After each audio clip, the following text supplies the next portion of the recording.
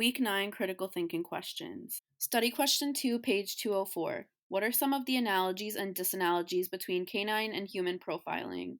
Some of the analogies are that saying a specific dog breed will bite just because it is a pit bull is like saying that a human will do something because they are a certain race or religion.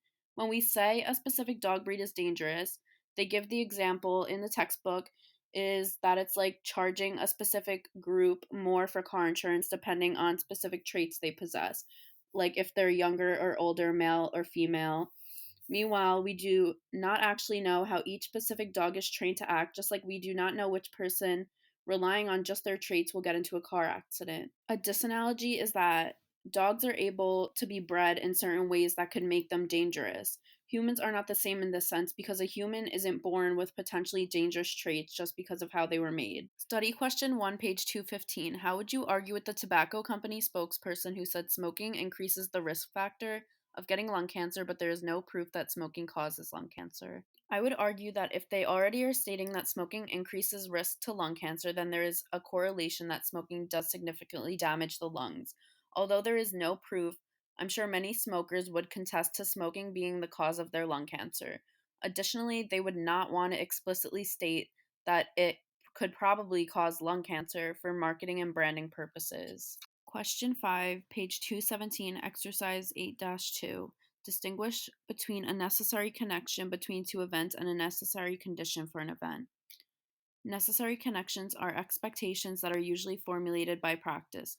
For example, we know if we drop a glass of water, then it will probably shatter and spill all over the floor. Necessary condition can be described as logical patterns that we connect to experiences we have to give it more order. For example, if you are shooting a basketball into the hoop, we know that there are other conditions that will determine whether the ball will go in or not. If we consider the logical pattern of the angle or spot we are shooting the ball from to be able to get it into the hoop, we connect it to that experience to give it more order in the outcome.